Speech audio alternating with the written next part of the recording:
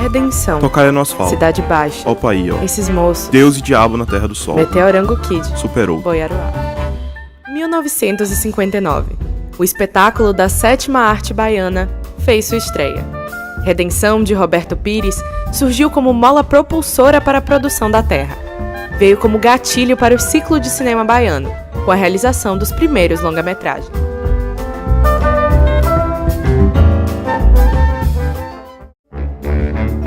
Primeiro filme de longa-metragem baiano, primeiro filme baiano porque é um filme com produção baiana. Ou seja, os outros filmes que eram rodados aqui, como Madalena, eram filmes que as pessoas de fora vinham e rodavam. O primeiro filme baiano, maior bilheteria da história dos cinemas, do Cine Guarani, não podia dobrar por causa da Warner. Em 1958, o cinema ali, o princípio do cinema baiano estava fadado ao fracasso. É o que acontece até hoje com a gente, né? A gente produz e não tem onde exibir o filme, ou seja, esse calvário que a gente vive no audiovisual é o mesmo que meu pai viveu em 1958, só que meu pai foi o primeiro cineasta baiano.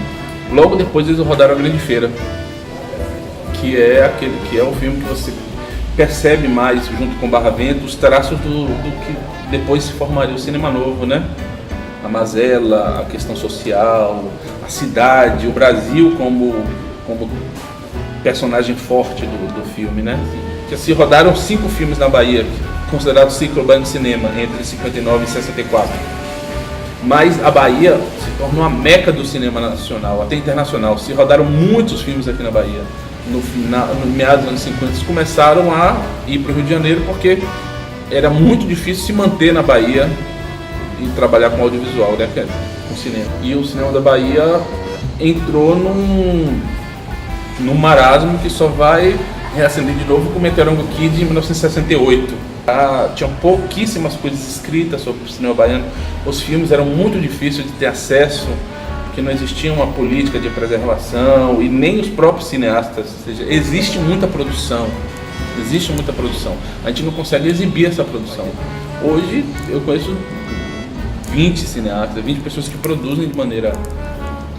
Mas a gente ainda está muito engessado no conceito do cinema tradicional, que mais cedo ou mais tarde isso vai acabar. Hoje essas novas mídias, né?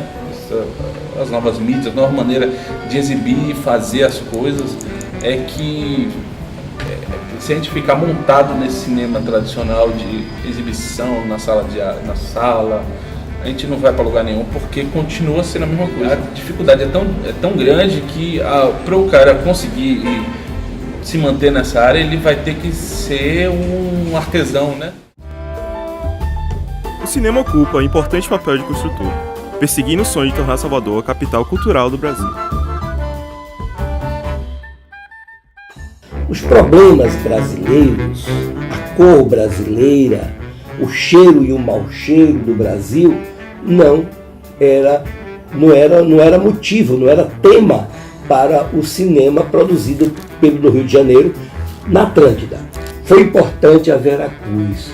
Havia uma tentativa de se fazer um cinema nacional com uma estética europeia.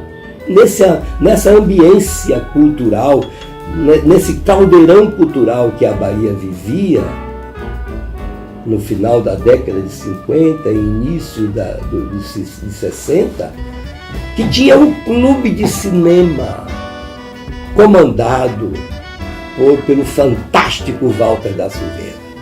Os filmes não eram revelados na Bahia.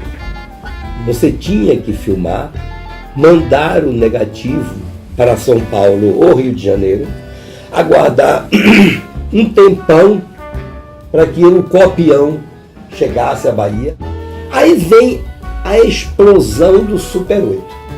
Aí a coisa já muda. Por que muda?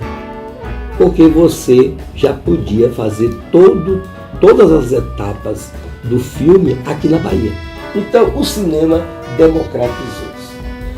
Muita gente faz cinema. Agora, eu não sei se muita gente tem talento para fazer cinema.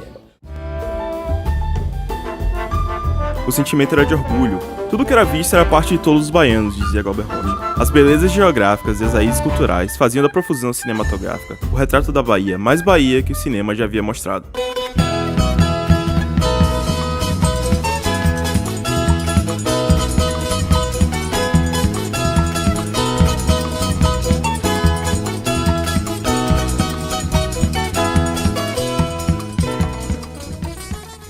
O Festival da Bahia era tão pobre que esse aqui era o primeiro conciso, destaque de montagem, Salvador, setembro de 79.